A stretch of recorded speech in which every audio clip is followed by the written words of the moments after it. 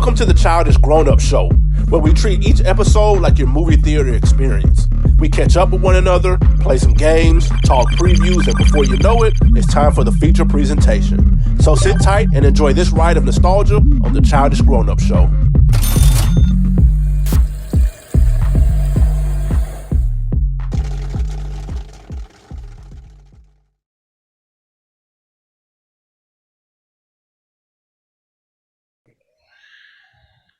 Welcome back to another episode of the Childish Grown-Up Show. It's your favorite podcast and your favorite day of the week, where you get your nostalgia movie fix. I am one of the hosts, Maurice Hunter III, also known as Mo, here with my two wonderful hosts, Ash Bash, Mia B. Ladies, how y'all feeling? I'm doing all right, maintaining, pushing through. I'm finally seeing the light, you guys. Yeah, okay. Things are coming around. Good. Get in there. A week at a time, right? Yes. Good. You look like you're a little lighter. I don't mean skin tone, but I mean you're already light, but but you look lighter weight wise at the transition, so it's working for you. You got to get your groove on. Bye. But so that's good. That's good. I'm glad that things are working out for you.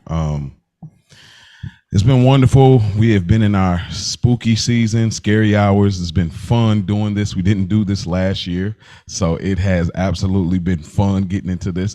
Don't worry, next year I know we're gonna really turn up on it. So we had a little fun with it, trying to ease y'all into what we do, but next year is gonna be crazy for sure. But speaking of crazy, we got a few crazy comments. Not ain't crazy, but I will call them our wild crazy kids. So we like to always acknowledge the Stoop kids before getting into everything else. With that being said, we got a comment. Hey, shout out Mia B. We got another comment on Crooklyn. Actually, we got a few. So people a little late to the party, huh? So we got Mr. D-Man 21. The first comment that's on it, he says, "I like the girl in the Bengals jersey." Clearly, since Cincinnati in the building, huh? He comments again. He says, "One thing I didn't like about Crooklyn was how they just gave the mom cancer out of nowhere. I think this movie was kind of falsely advertised, though. Like they made it look like a comedy when it really wasn't. But great video, thumbs up. Y'all are like the black version of Found Footage Fest." You know what that is, Mia? I don't, but I just love when we have a reference for something. You know, like it makes it feel like we have a presence, you know? Yeah, we got some motion, right? Yeah, like, oh. I'm gonna look it up while reference point. Yeah, I'm gonna look it up while I did look it up before, but I want to make sure I'm very clear on it. But I feel like I have heard of this before. Hold on, let me look. Okay. But what did you think? See, I don't remember how it was advertised, and obviously this is kind of a little bit. We were way too young when this movie came out, but do you think that the advertising is a little I mean, I guess if you're basing off the trailer, I definitely watched the trailer. Do you think the trailer isn't in line with the theme of the movie at all, or? So the thing that's funny about that comment is me and my sister, who did comment as well. Mm-hmm.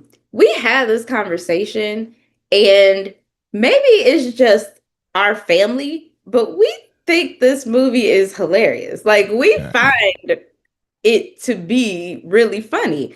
Like even though, there's like a lot of, real serious life stuff happening. Mm-hmm. There are so many moments where we're like I think that's what when my sister was listening to the episode, her biggest comment was she was waiting for us to talk about more of the funny moments, and she didn't feel like we got a chance to really get into the lighthearted moments of the movie, which is kind of what we kind of stands out to us when we watch it. What we like grow up with, like all of my quotes were from those moments, and she was like, "You guys didn't like get into like it's so funny. And I was watching expecting to laugh, but we only talked about the mother. family drama and the sadder, more serious points. And I feel like it's all a matter of perspective. If it's something that if your family, if it reminds you more of people and your real family, maybe then you can find more humor in it. We laugh at our own pain a lot of the times, or maybe if it's something that just doesn't feel familiar to you, you're looking at it like, this is crazy. What is all this terrible stuff happening? How can anybody find this funny? But I've come to terms with it. It's just a matter of perspective. Yeah, I think like that's what, and again, I know he's probably new here. That's why I said moving forward, when it's a passion film, that we will have the person that picked it to lead. Because if we ever do a rewatch, I know, shout out to our big cousins, Coach Gardner, I think they did a 2.0 episode of a movie they had already done. If we ever do a rewatch, re-review, this would obviously be the one. Because I think I would be open to watching it again, and like with the lead say, hey, watch it with this lens. I will watch it again. Because now I've seen it once for the first time. Now seeing it again, everything is always different in a second watch. So I would be open to some kind of way of doing it. I don't know what that would look like, how we would get there, and how far down the line we would do it, but I would be open to it. But like, you picked the right movie because it's going to be lure to our podcast. It's just going to be lured now, because it's going to always be a mixed bag with people and their feelings with a movie and our review. And I love this. You know what I mean? Just the Found Footage is a YouTube channel with 139,000 subscribers. It says in their description, champions of VHS since 2004, Joe and Nick from the Found Footage Festival resurrect old VHS tapes from thrift stores and garage sales and serve it up in a live touring comedy show and weekly live show, VCR Party, every Tuesday at 9 p.m. Sounds like my type of party. Hey, I love it. That makes me. Well, Ash, how does that make you feel? That comparison of being compared to somebody with this type of following. You're on mute. Well. Sorry. It's flattering. It's refreshing. Especially looks like hopefully a new subscriber to the channel. So we appreciate it. Yeah, I mean, someone that got $139,000. I mean, 139 subscribers. That's impeccable. I mean, we just getting started. So, yeah. Yeah. I like it. I do like the fact that one of my big focus points when trying to create this podcast is making sure that it's equally nostalgic as it is film review. That was a big point for me, and I'm glad that the fact that they picked this YouTube channel, it makes all the difference in the world. So I'm glad that they're getting the nostalgia feel from what we do, as well as the film review. So it's kind of, I can see that comparison. I like that. And shout out to them. I'm gonna check out a video from them. They don't know who we are. We know who they are now. So I'm gonna definitely just check it out and see what's up. Lastly, actually not lastly, but on this video, Crooklyn, did I read it already? I think I did. Public Enemy B had commented, but I may have read it before. It came out a month ago. So I'm assuming that, okay. We got another YouTube comment from Public Enemy B on our last one. He says Kurt Angle won a gold medal with a broken freaking neck. LOL. He really was one of the coldest, especially the TNA run. So yeah. when he typed out freaking neck, I just hear Kurt Angle's voice. Yeah, bro. Yeah, you can see the veins in his neck. Like, he never stopped reminding us that he won a gold medal with a broken neck. Right. He's about as bad as Booker T, talking about 5-time WCW champ. Yes. And that is our comments this week from the Stoop Kids. Shout out to the Stoop Kids. You know what I'm saying? Y'all reach out to us on our YouTube comments and any video that you see. Leave an Apple review. I tell y'all, if y'all really love this pod, if y'all want people to be exposed, I get it. You love your personal content. You don't want to share it. It's mine. This is my thing. It's my new discovery. I'm on it. I was on it before all y'all, but please share it, because you want to be able to have conversations with other people about what y'all heard listening to the pod, or what it spawned y'all to think about. So share it with people. Subscribe, reach out. childishgrownups3@gmail.com. Straight like that. All right. Well, childish grown up moment. Mia beats. She's seeing the light. Did she hit the Doug light switch and have a childish grown up moment? Oh man. Oh, these are so hard, I swear. Even though I'm coming into brighter days, it still feels like it's been very adulty over here. I guess the closest thing I can think of is probably my daughter. It's always my daughter. She's into a new musical now. Okay. Now she's into Mamma Mia, the musical. And so now we've been having sing-along dance parties to Mamma Mia. What kind of dances are we doing? Are we doing like what? So we try to, she's very good when it comes to like choreography and like picking up on dance moves that she watches on video. So we're trying to do the dances from the movie. If she'll like, catch up, like pick up on the choreography from the movie. And I'm just, Yeah, you just, Mama did that back in the day, but Hey, was you trying to do the Cheetah Girls choreography back then? Yes. Okay, yeah. All right, you're a real one. Huh? Absolutely. The Cheetah Girls routine. Come on now. We're Cheetah sisters. Yo, chill. Don't get me. All right. My bad. Say Mia, Mo, please. Please. Oh man, all right. Well, see, that counts. Anytime. You use the children to fuel those childish grown up moments. That's one of the blessings of having children, is to tap into that world, and So that's wonderful. Ash, what about you?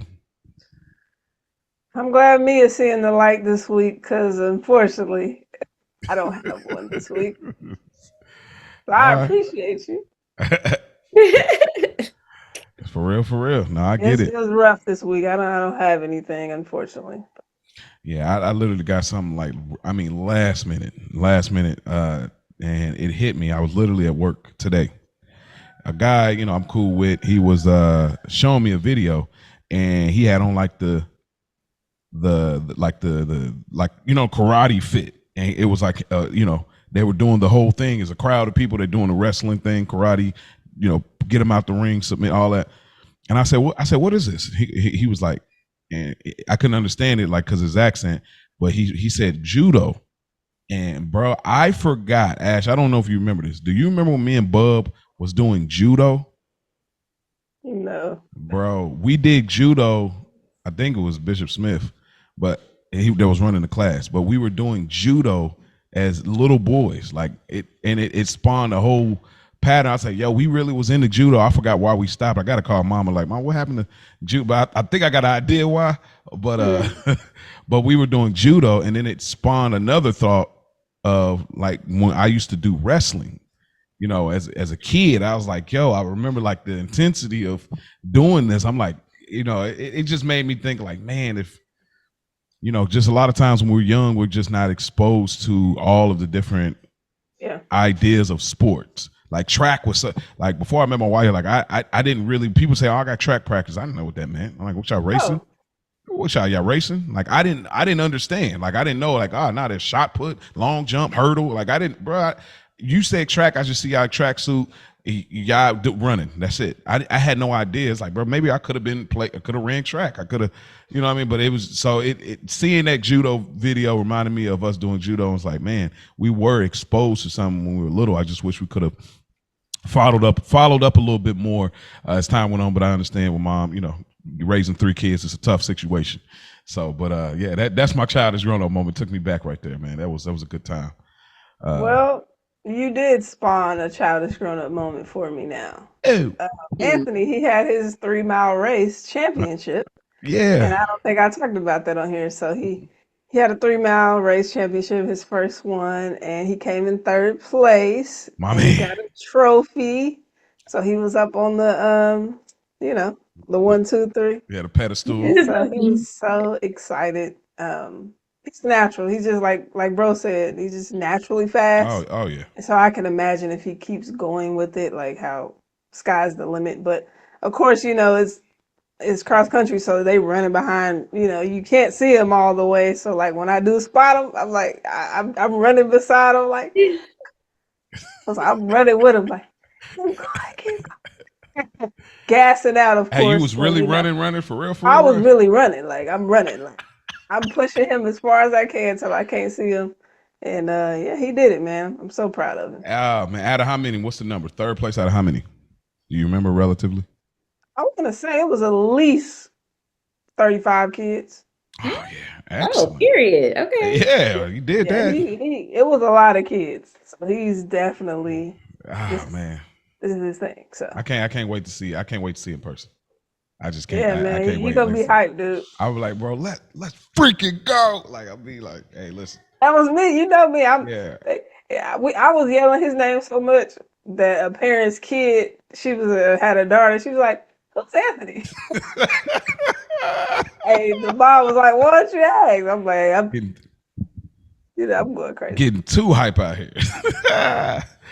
Beautiful, man. Hey, man, listen, kids, man, kids. Oh man, but those are our childish grown up moments. Y'all reach out to us again. Y'all know the handles: childishgrownups3@gmail.com, YouTube, Instagram, the Childish Grown Up Show, no spaces. Reach out, sing y'all moments in. Let's laugh together. Let's have fun together. Life is so serious. These are the moments that we can share to be vulnerable and have fun and smile in a serious manner of being adults. So send that in. Have a childish grown up moment. Be intentional about it. Look around. Try to find a moment. So yeah, Ash. Yeah. So it's time for the Flash with Ash. We do have some trivia today. Mia's seeing the light, so I had to bring it back in. I think she's ready. You got your partner to lean on. But before I get into that, I wanted to double down on the sexiest man and sexiest woman alive. Hopefully, I like it. We can do it a little better this week, because last week, we wasn't really feeling it.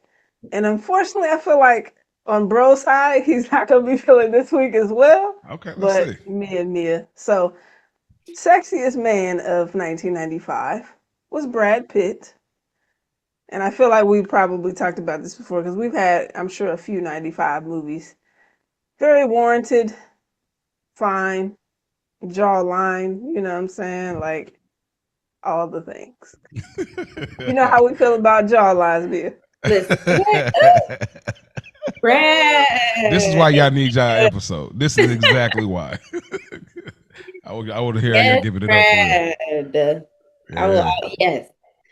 We go. And now Brad got it though. He definitely a handsome dude. Like I it's one of those things, like as a hetero male, when I hear that, I'm like, I can see that. Like, you know what I mean? There's other times where it's like you don't make the connection, but that is by far, yeah. Give it up. Like, hey, you recognize an attractive person. But so the sexiest woman of 1995, bro, you're gonna probably get your Google up for this one. I got it up. Claudia Schiffer. And I've never heard of this lady, so I had to look it up, and nah. Claudia Schiffer. Wait a minute. Was she a model or something? I hope I'm pronouncing it right. Schiffer, maybe? Before. I've seen her. I don't know where she's from. I guess she looks like a model or something. That's what I'm assuming, maybe. She's been in a few movies, quite a few. Yeah. I mean, I'm not mad at it. Like, I mean, this is back in the day where they'd be like, hey, be a size -2 out here, but it's totally different times now. But I mean, I'm not mad at it. Go for it. You know what I'm saying? She got the model look. I get it. You know what I mean? You'll take it. I'll take it, but I don't got no others that come to mind as far as 95. I mean, in 95, if I obviously probably go like a Nia Long or something. I'll probably go her later, like maybe like a 99 or something like that. But Sure, go for it. I mean, Mm. my question is, do they have representation in Sexiest People Alive? You know, in that era of magazines. You know, Yeah. that's something I'll be intrigued by. And, you know, maybe that could be a fun fact. All right. Dig in my bag and see what I come up with. Oh yeah. All right, so let's get into this trivia. All right. Mm-hmm. So we starting with sister, taking it back. When Tia and Tamara meet their biological father, Ray's old college friend, what was his reason for giving them up for adoption? I He was remember. too, he was too young in law school. He had no idea the twins had survived birth. He couldn't afford to raise twins alone after their mother's death. He was pressured by his parents to give them up. Dang, these are all like realistic I answers. know this one. Hey, well, Okay. hey, lead. The floor is yours. I'm riding the wave. He had no idea the twins had survived the childbirth. That is Hey, correct. same. I'm riding. Dang. Oh, my bad. No, you good. Yeah, I'm riding the wave. Jump the gun. You So, know me. so what happened with the relationship after that? If you don't mind me. I remember that episode so well. Well, I mean, what happened though? Was he back in their life or? Not really on screen. So what the thing was, it was like, you know, Tamara had a father all her life and Tia didn't. So Tia was excited to meet their biological father. Mm. And Tamara was like, no, like we don't know him, you know? Mm-hmm. And so that was like the conflict of that episode. And eventually, like they reconciled with them from what I remember, but I don't remember like seeing him in more episodes really after that. Not in any significant way. But yeah. Okay. Okay. Because I remember that scene when they had that conversation. He was a photographer, they were in an art gallery. Okay. Wow, man, the memories on lock right now. Coming out swinging, Mia. Okay. Yeah, All right. Next is Fresh Prince of Bel-Air. I feel better This about is, this. bro, you got this. You locked in. In the episode 72 Hours, Will bets Carlton he can't last a week in Compton. Oh man, come on, What bro. name does Carlton go by while he's trying to fit in with Will's friends? C Note, Lope Dog, C Squared, or C Major? Man, C note, man. Come on, man. Hey man, I like C note. That's my man C note. Even when Jazz got there, he said, I ain't gonna lie, I'm starting to like him too. I was like, hey, listen, I love this episode, bro. This episode so fire. Like Aunt Viv being a real black mama too. She's like going off, wrecking the place when she pulled up to the hood. Like this whole episode and Will, which I tell him like not to go to MacArthur Park or whatever. Like he ain't realize it's like, bro, we don't do that. And like, man, like, bro, I'm sleepy. And they threw the matches down. Like, hey, Carlton was holding court out there. So C note, absolutely, without a doubt. Mia, what you got? I agree. Which is crazy because I just saw this episode of Fresh Prince. Wow, I like it. That is correct.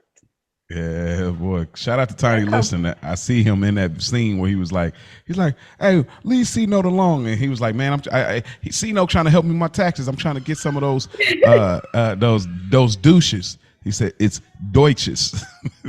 You know, so yeah. I'm locking in today. Dang. Yeah, 2-0 out here. All right, we're going to reel it in with one of my favorites, Moesha. Throughout the series, Moesha's love life had several key relationships that shaped her growth. While the show never explicitly confirmed it, fans have long debated who Moesha lost her virginity to. Based on the storyline hints, emotional tone, and timing, and the later character development, who is the most implied that she lost her virginity to? Was it Q, Hakeem, Jeremy, or Ohaji? I gotta go with Q. Going with Fredro? Okay. It's for me. It's definitely Q or Hakeem. I don't really remember the other guys. I feel like maybe one of them may have been like a curly haired dude, maybe. But I think Jeremy had the curls. Oh, Haji was what you call it from Santana from oh yeah, Romeo from yeah. Steve Harvey Show. Harvey Show. Mhm. Rest Hmm. in peace, man. That's crazy. He was on that show. Him and Hakeem character. That's funny. Hakeem, the Haji, connection to listen. Hakeem in this movie, huh? Because he was fine. Oh, Haji, listen. Hey, have y'all watched? Oh well, let's get this answer now. I'll ask the question after. Um, We're gonna talk about Hakeem in this, of course. yeah, we definitely because I got some things. I'm like, bro, come on. You Q. know I got some things. I'm gonna go. I'm gonna go. I'm gonna go Hakeem. I'm gonna go Hakeem. Okay. And me, you said Q? Final answers? Yeah. Q, man. Dang. I can't believe you went left. Cause I just felt like I remember the relationship vaguely, and I just felt like she wouldn't have like I felt like they would have had the chemistry, but they were so up and down all the time. I feel like Hakeem, the boy next door type thing, that would have been like back in the day they try to make stuff super special, and so that's why I went with that. But I mean, hey, shout out to Mia, you know what I mean? Come on, man. You should have. I can't believe you went against the grain, but I mean they did end up having sex, and it was romantic. But Q was in there way before. Like she was with him for so long, and Fredro, he had to do. You think you wasn't cracking? It crossed over on the other And side. with the bald head, like, come on now. But yeah, that's it. That's it for the flash. Y'all not gonna get me. Y'all not getting me this episode. Yeah, you still like you already said it's the bald head. What you mean? What you getting at? I didn't say anything. I'm just saying for him for that to be high school and he have a bald head already. You know what I mean? That it's always the accent for me. You like New York? A little bit, I like a little accent or whatever. No, I like it too. Yeah, it's real dope. Right. And he was just so like sure of himself, very confident. Yeah. See, it's so hard because I can't distinguish his character. I know he was a little softer on there, but it's hard to distinguish his character from Malachi. Like I always feel like, oh, this is Malachi. He just chilled out. I had to watch it more obviously to see that, but he was a cooler dude on Moesha. My toxic trait is I probably would have liked Malachi too in high school, but well, yeah, that makes sense though. Like that was the thing. Like Malachi was rough though. He was. Hey, I can change him. That's the belief in high school. You're right. In high school. Yeah. No, we're gonna keep going. We're gonna keep going. Look at it. Look, I'm trying to bake y'all. I'm trying to bake y'all. He don't act like that with me. Hey, Fred Joe Starr said, we the reason Michael Jordan, went bald because we started off with the baldies. I had it. That ain't the truth at all. Like he's capping like crazy. But he said it so confidently, like, man, what do you think? I remember that interview. Dude, I said he's nuts. But hey, got no problems with your Fred Joe. I don't want no problems. I want that Charlemagne treatment. Charlemagne. You know what I'm saying? Angela McGee. None of that. So, yeah. Is that it, Ash? Yeah. All right. Thank you for that. That was a good one. Felt a lot better. I could deal with 2 out of 3. Mia 3 for 3. Man, 100%. It's been a grip. You know what I'm saying? All 3. She came out like school, knowing what time it was. You know what I'm saying? So, hey, the light is shining right now on her. All right. Well, speaking of Mia, it's your time to take us into the time machine, pull that lever, and take us back to the time in which this film was released. All right. We are going back to 1995 to talk about the 40 Acres and a Mule produced film, Tales from the Hood. A funeral director tells 4 strange tales of horror with an African American focus to 3 drug dealers he traps in his place of business. And for cast, we have Clarence Williams III as Mr. Sims, aka the Devil, Joe Torre as Stack, DeAndre Bonds as Ball, Samuel Monroe Jr. as Bulldog, Wings Hauser, and this is in order of story.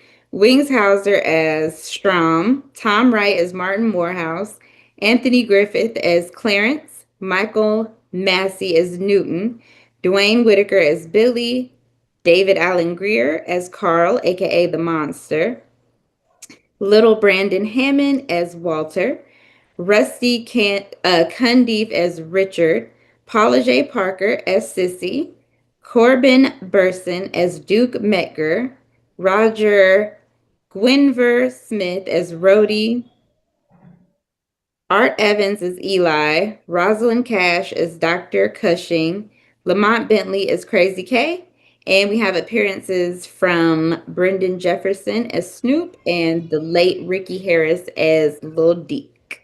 And this film was released May 24th, 1995. Thank you for that, Mia. I'm glad you covered that in a fairly quick amount of time, because that was quite a deep cast there. Ash. Actually, Mia, you picked this movie, so I'll start with you. Let's do a little bit of a rewind. So what we're going to do, we're going to go ahead, throw the VHS in and rewind, to be kind. How do you remember this film? It don't necessarily have to be your first memory, but how does it stick in your head as far as thinking about this film from back then? This was one of the first horror movies I ever saw. And I remember being so terrified of this movie as a kid, but I couldn't stop watching it. Like, I loved it, but I was scared.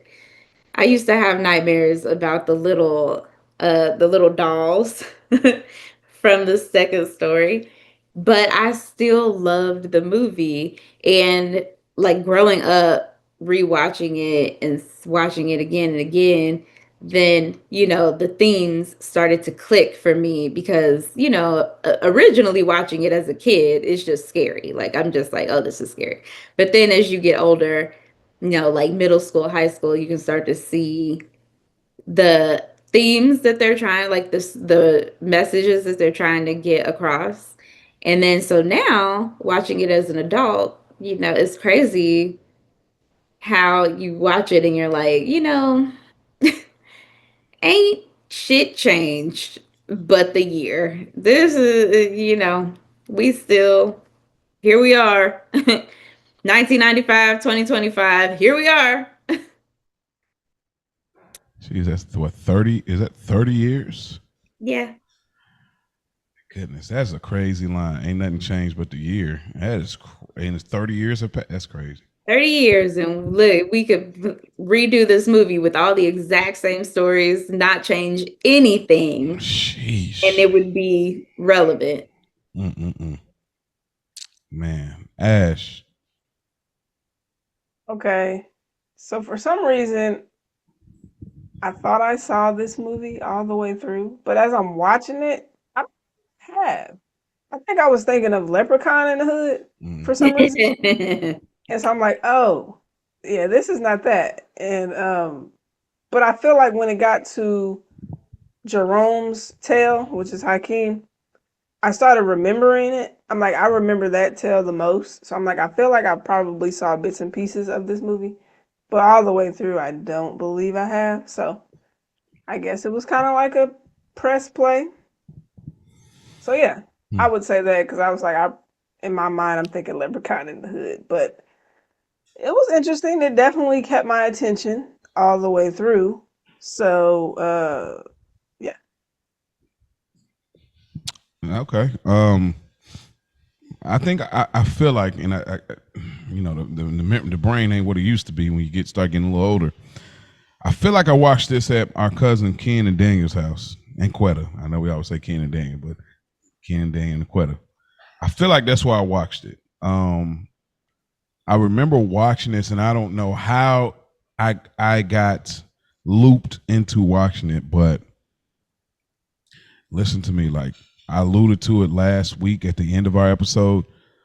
I was scared out of my life. Like I was so scared. I was like, bro, I'll never like if it pop up on TV, anything. Because what really solidified the scare for me back as a kid. Listen, 95. So I'm only. I probably didn't see it in 95, but maybe 96, 7, 8, whatever. Like whatever, out 10, 9, whatever it was. When the whole thing, when they seen their self in the casket and then seeing him converted as like this demonic figure, like bro, I could not like I couldn't. It was the scariest thing I had seen horror wise. Like it was definitely one of the first horror true to art movies I seen. I remember being scared for my life. That and David Allen Greer, and I'll speak a little bit more to that, like as far as like how scared I remember being seeing David Allen Greer in this role. So this time around, I thought it was honestly, I think it's a really solid movie. I was like, this is solid. Like I don't care how y'all put it. Like this is a solid horror film, like anthology for real, for real. Like, in my opinion, yeah, it's got flaws as far as maybe presentation, but I think the execution was absolutely still there for the year of 1995. So yeah, that's my earliest memory of. So let's get into a little bit of our overall discussion. First and foremost, whoever wants to jump in first by any means. How do y'all feel about the stories having some realistic trauma built into it, but also triumph with a blend of horror? How do y'all feel about the style that they did? Obviously, this is obviously a black-led horror film. How do y'all feel about this style of what they utilized as horror in this film? You I got ready? it. Okay. So I love it. I love this style of horror because I think it's timeless, just like a Get Out or them,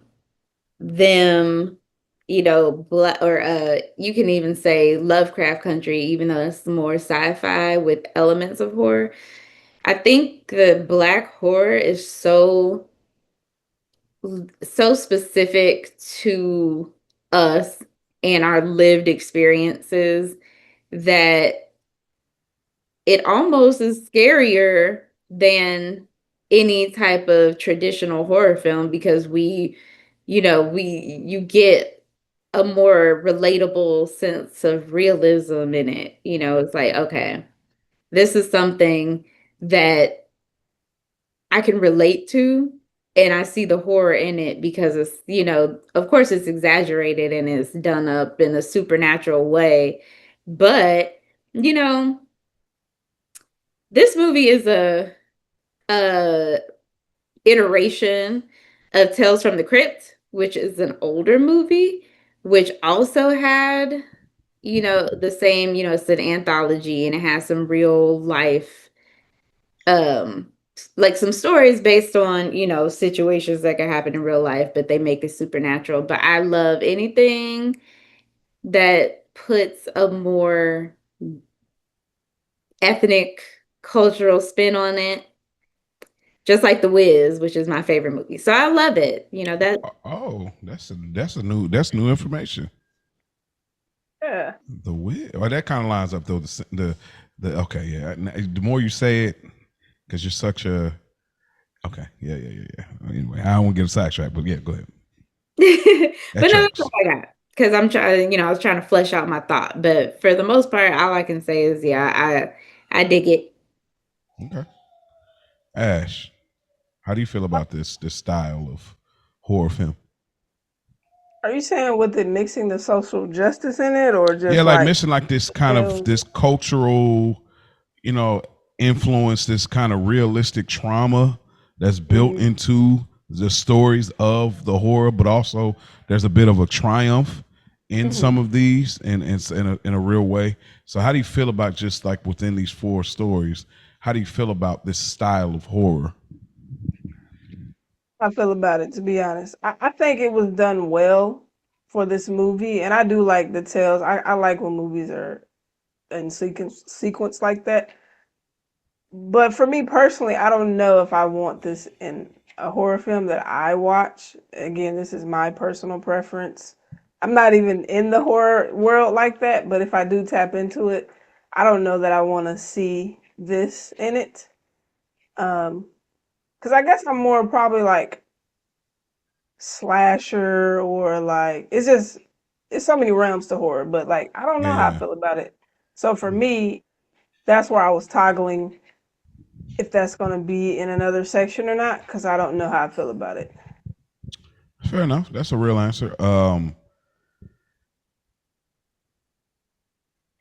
It's an interesting thing. I think that it really works in this movie. There's going to be some triggers for me. There's triggers for a lot of us, obviously, even in the year we're in. But some of the stuff, the crazy part is, like, even if you take some of the science fiction element out of it, there's just real horror just in the reality of what the thing is.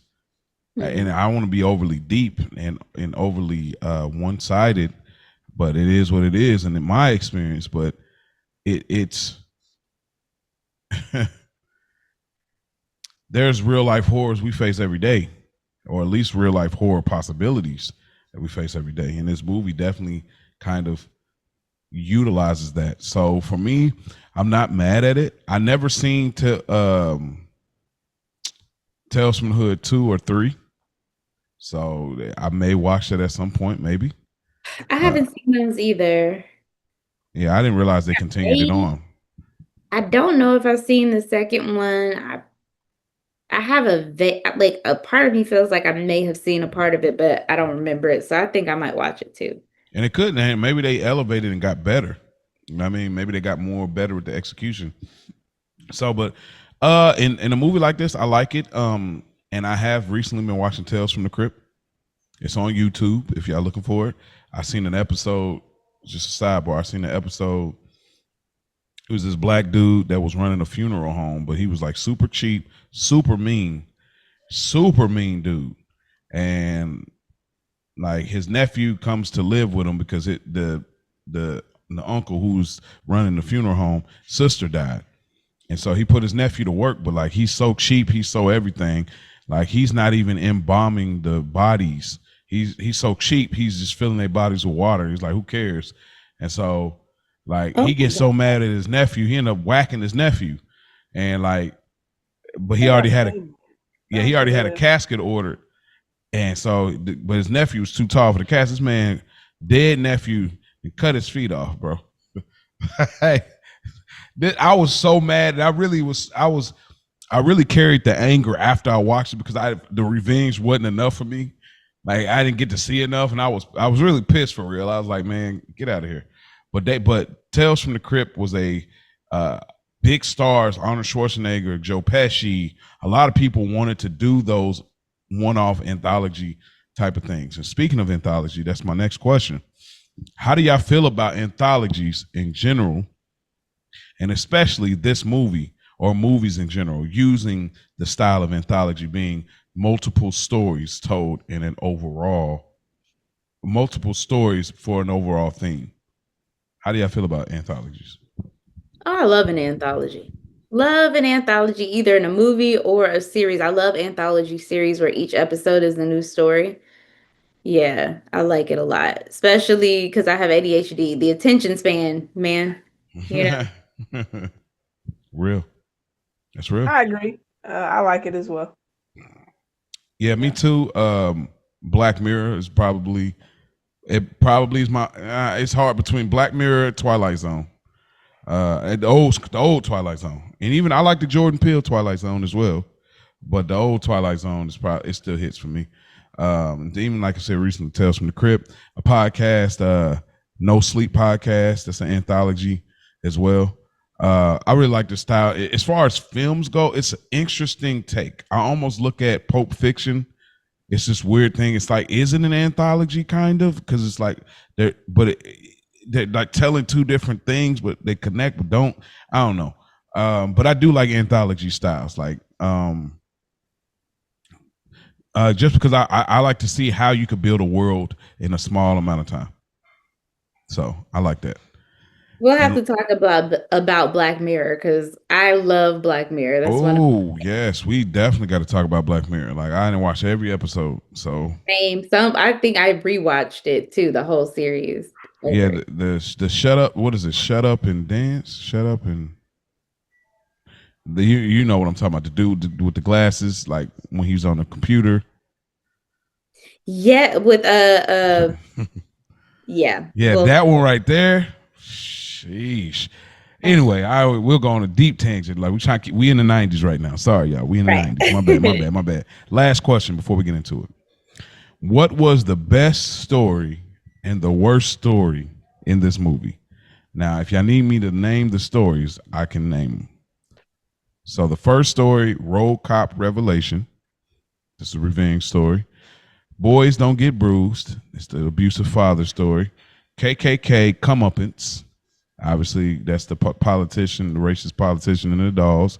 And lastly, Hardcore Convert, which is just a street thug that never comes back to reality of being a human being, didn't care. So what do y'all think is the best story in this film, and what is the worst story or the least favorite, or however you want to word it? And when you say best and worst, are you saying how it was told or our personal opinion? I guess how it was executed, like how you feel like it performed in the genre of horror. Okay.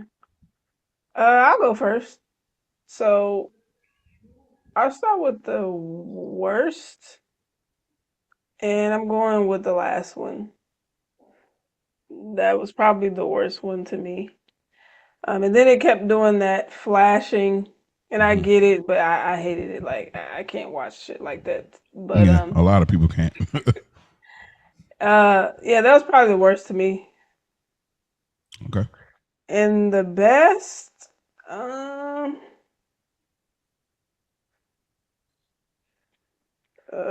probably the dolls.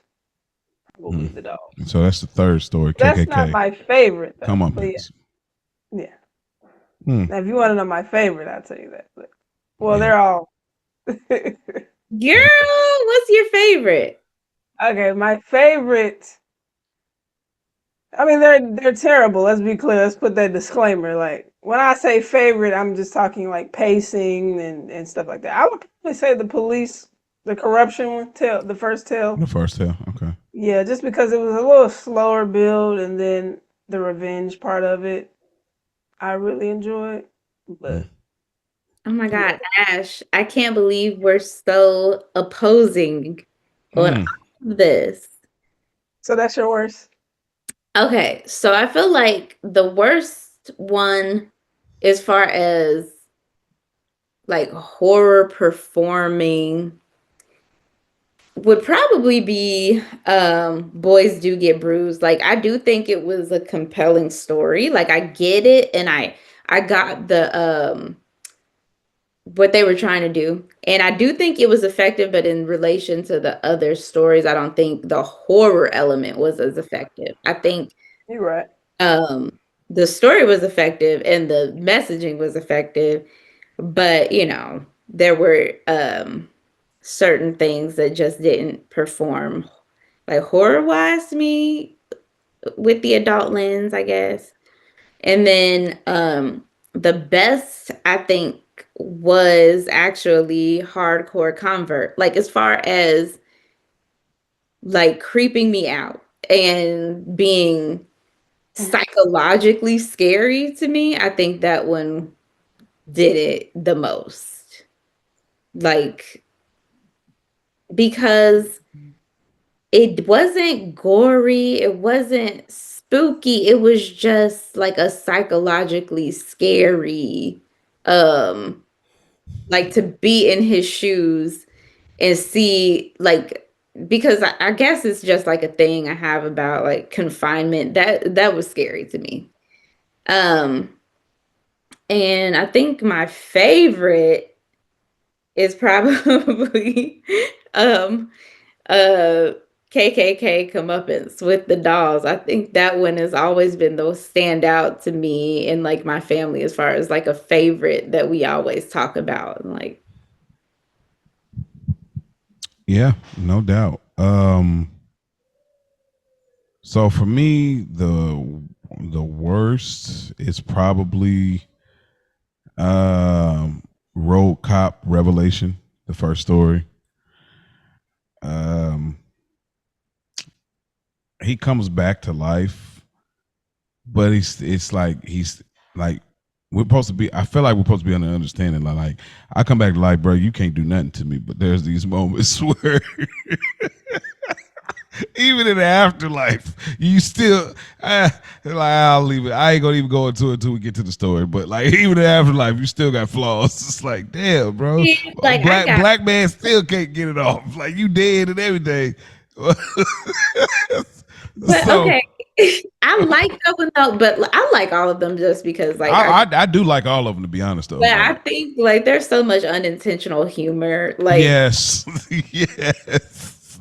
in the movie. And that's why I'm like, I don't know if it was unintentional humor or if it was supposed to be funny because it was funny. That's the point. Like so that if I'm finding humor, it ain't what it should be. The best one as far as horror goes is to me is KKK comeuppance.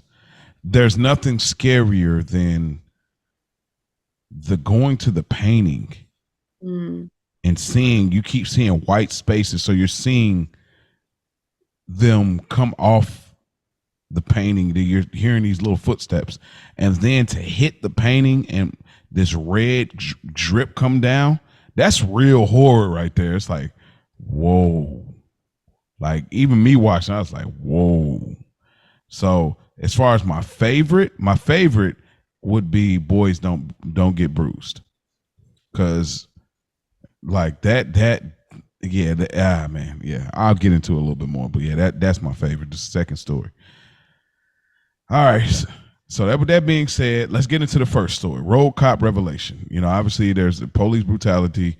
There's a politicians trying to stand up for minorities, black rights, and all that. And these white cops with one black cop. It's like 3 white cops and 1 black cop. They pretty much do the brutality thing, beat his ass, drug him out, throw his car in the ocean. And the white cop tells the black cop, like, bro, don't worry about it. Like, listen, if you don't want to get into this, fall back type deal. And then at one point we find out a year later, the black cop is a drunkard, and pretty much he hears the voice of the politician telling him, like, bring them to me. And you see a mural of this politician in the hood. And so pretty much, he brings him to the gravesite, and that's where you start getting into the revenge element of this story, where he starts to get all of them out of there, like in a Walking Dead zombie form in 95. What is it? Ash, what are some things that stood out to you, and what do you want to say about this story? I don't have too many notes on all of the tales, but yeah, this one here definitely had me upset. Definitely had me hot for sure. Anytime you see police brutality, it's terrible. So I definitely was like, damn, I'm mad already out the gate. Yeah. It was pissing me off so much. First of all, Clarence, this guy, I was gonna go all the way.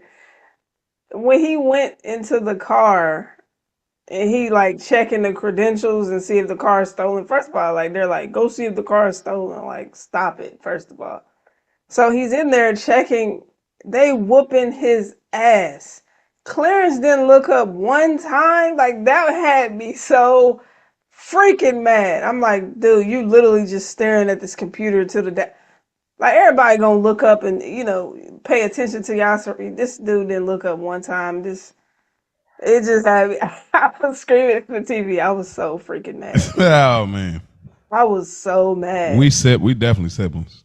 I'm like, dude, like, then you look up. I mean, he's half dead. So that was very upsetting. And then his partner talking about some on the drive away, just telling him like, go against the code and all this bull crap. And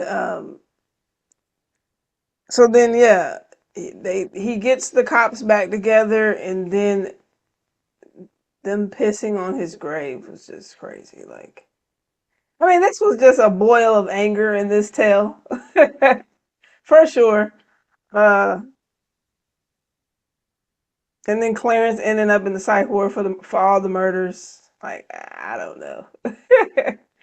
But yeah, that made me hot. This was a anger tale.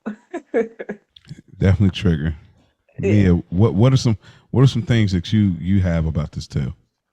Okay, so first things first, I want to go back to the opening and just say that Clarence Williams My III. bad. I should have. I had some stuff about that. My bad. Sorry. Go ahead. Clarence Williams III is absolutely terrifying in this movie as the mortician when they come into the funeral home. Like, we don't have to talk too much about it, but just his performance, like he's so creepy. He's so creepy. Yeah. And I live for a black scream king, like a black guy who does really, really great when it comes to like genre films like this. Like the late great Tony Todd, I'll always go up for that.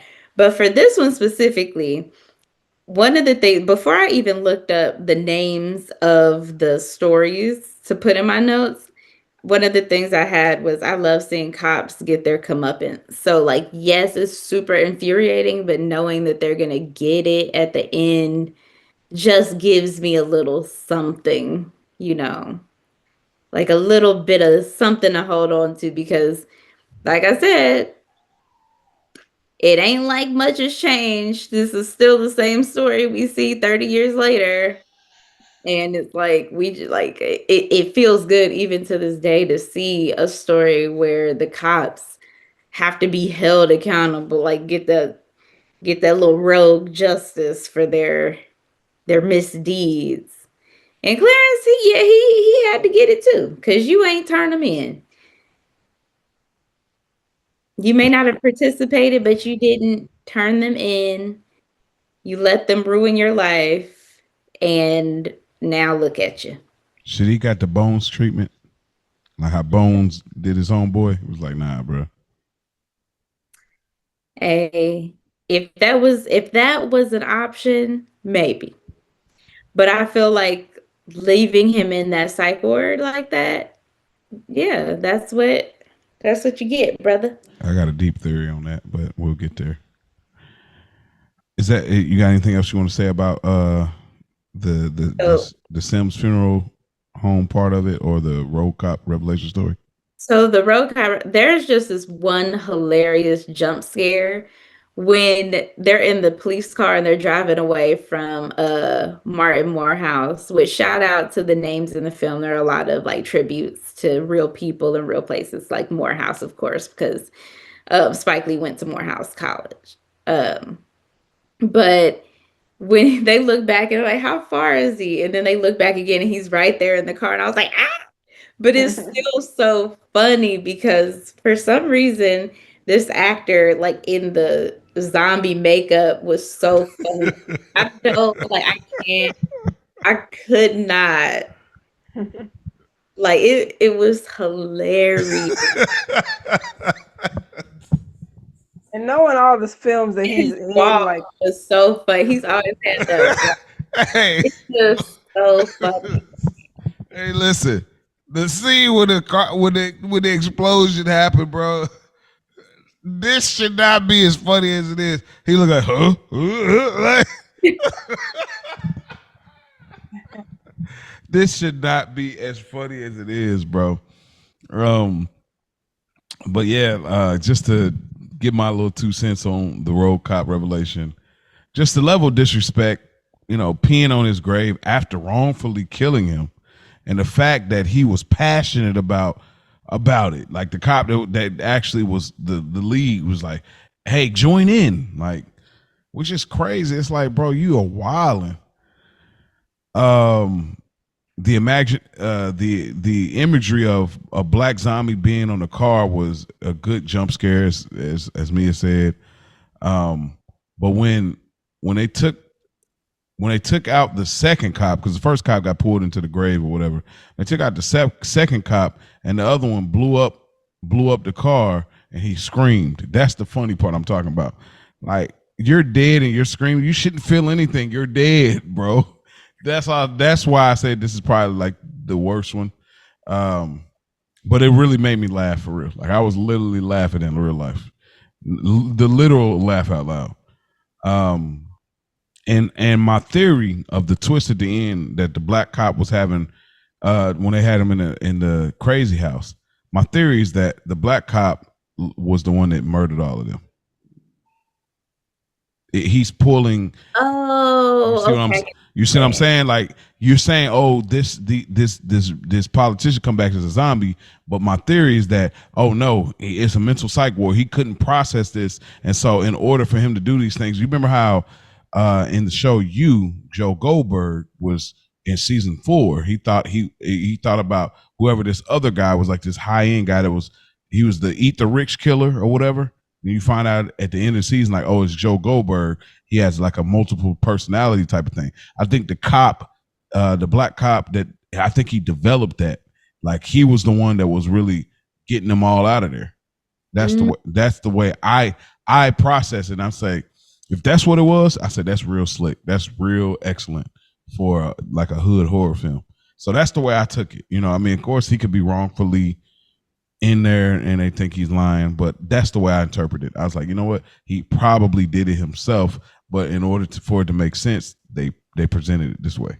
So that's a good theory. Anything else y'all got to share about Road Cop Revelation? Not me, no. Okay, let's get into the second story. Boys don't get bruised. So there is a son. We know the son from Soul Food, the movie, Ahmad. And the son is talking about this monster that abuses him, that beats him up, and does him dirty every night. And the teachers don't believe him until, you know, eventually they come to the house because they think something's wrong with him. Till they find out when they find out it is real. So I'm gonna leave it at that. So the next tale, boys don't get bruised.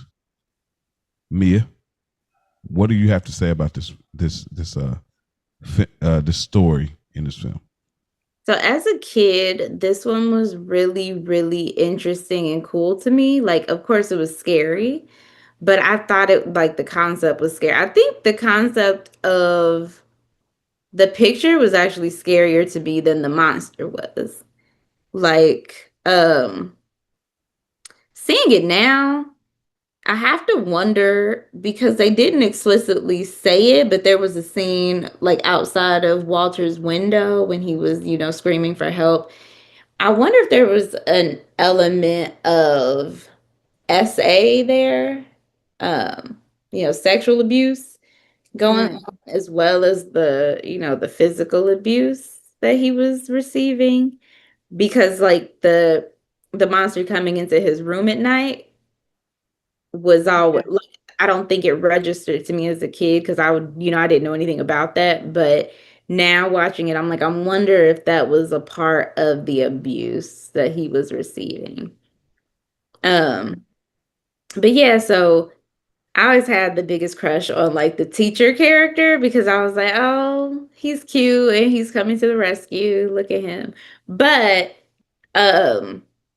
oh man, I have so many thoughts on this, and I don't want to step on any toes, but I will say, I was like, the pictures that he drew, like when he drew that picture of the bully and crumpled it up and you hear him scream, that was always more scary to me than the actual monster character.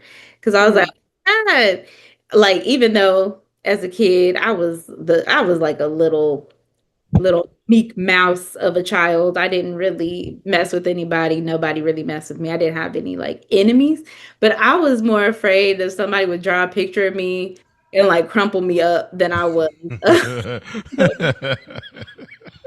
Like, that's real though. That was scarier to me than the monster character. But I'll let you guys say because you might have some, some points I could jump in.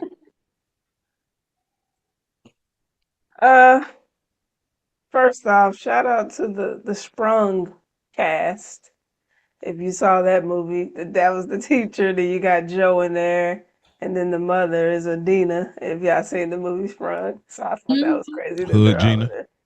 Oh man, crazy! That movie is nuts. But yeah, this one was very tough to watch as well. Again, this is what I mean. These are intentional things that they're putting in the film.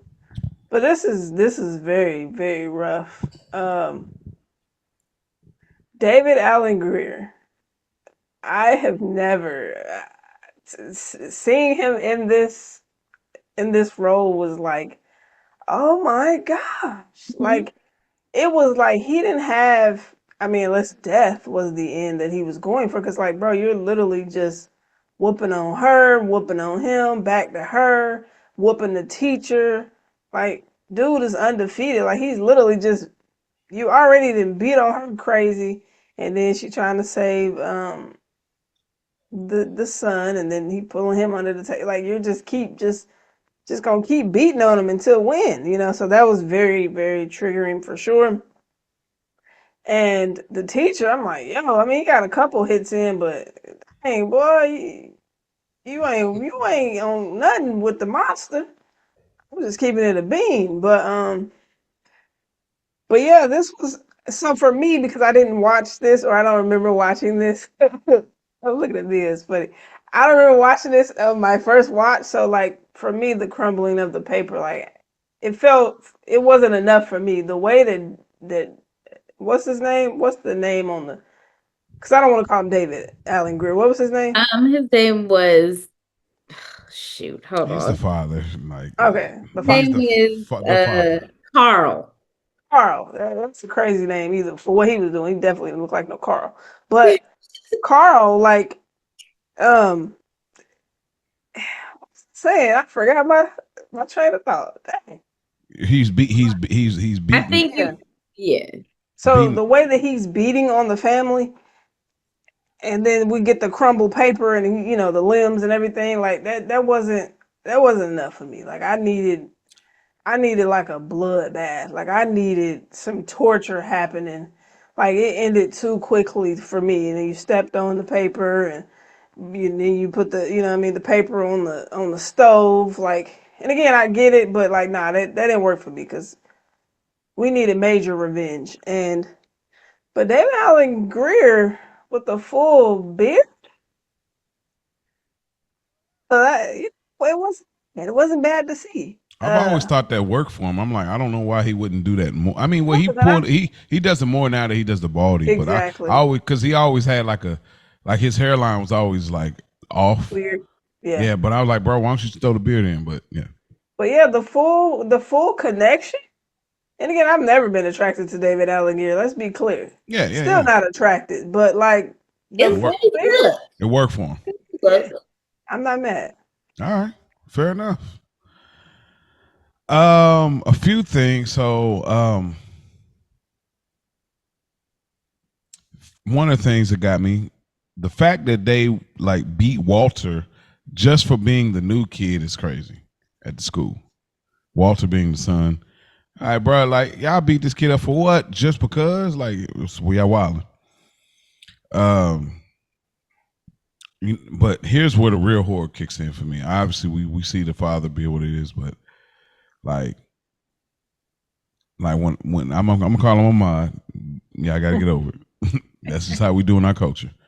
Like Ahmad, when he went home and he was tearing up with fear, knowing nobody believed about the monster hurting him. Like that there was a scene where they kept doing the opening the door, like the door's cracked, they ain't giving the reveal, but like there's this moment where he's like teary-eyed and like the scariness of just knowing that like you have this abusive parent, we don't know yet that it's this abusive father or father figure, and like the way he drew him, like, and he was coming up bruised and on his eye, bruised on his arm. It's like, bro, that's horror in itself. Like that's what makes this kind of makes it a really good film, because there's horrors within the horror sci-fi element of it all. And so that another thing, when the teacher pulled up, I wanted to talk about, mama showed up to the door. Mama showed up, and she was giving mama gotta have a life too. She pulled up like, hey, yo, listen, I don't know what Monster Dad is on, but like, listen, we can do some things. That's the way she was. She was crying about this teacher she never met before, which is crazy. And just a sidebar, like, the glasses that they were drinking out of when the teacher was there talking to David Alan Grier's character, the father. Bro, them glasses are so 90s. Like the glass they was drinking out of. I was like, bro, I don't even drink out of tall glasses. Like, I don't know if y'all do. I don't. Like, that was such a thing back in the day. I drink out of mugs or short glass. I don't even drink out of tall glasses. Like, I have some, but do I ever use them? You like tall like that. You remember how normal that was back in the day, though? Like, you'd be like, nah, I'm gonna fill this up, like, get all this juice out this jug, Kool-Aid, like, fill up this tall glass. Like, bro, it looks ridiculous now when you think about it, like a tall glass of anything. Seriously. But lastly, David Alan Grier, man, bro, he was scared. He was so scary to me. Like, I was looking at him different for a long time, similar to LL Cool J on In Too Deep. Ooh, I love that. Like when I seen him there, I was genuinely scared of LL Cool J as a youth. Like, so same thing, David Alan Grier. I didn't know he had it in him, and I don't know if somebody advised him, or maybe he's just like, I'm just gonna do this. But like him doing this movie, I don't feel like he ever returned to this type of space, and he did it so excellent. I think maybe because he did it so well, he decided not to, or maybe because bro, when he did this, I was genuinely scared. He looked creepy, scary, and looked like he was really beating ass for real. So, like I said, this is my favorite one because I felt the pacing. This felt like the best. Between this and the KK, the second, third, and fourth story, all the pacing was pretty good. The first one was a little like but like this one, I really like this one. So anything else y'all got for Boys Don't Get Bruised? Yeah. So one thing I want to say, as a mother, it really is like, it broke my heart. The scene where Walter or Ahmad is in bed and you see the door creak open and he's crying and he's saying mommy under his breath. And then to see how she reacted when the teacher came, telling her that he was talking about a monster. And it was like she knew what was going on, but she wasn't doing anything to protect her child. And that just really pissed me off so bad because as a mama, there's no way. There's just, and I know it happens every day, which is the messed up part, which again is another story you could drop into any time period and it would still ring true. But it's just like seeing, that little boy crying for his mommy, and that she's there, she knows something is going on and she's not helping him, really pissed me off.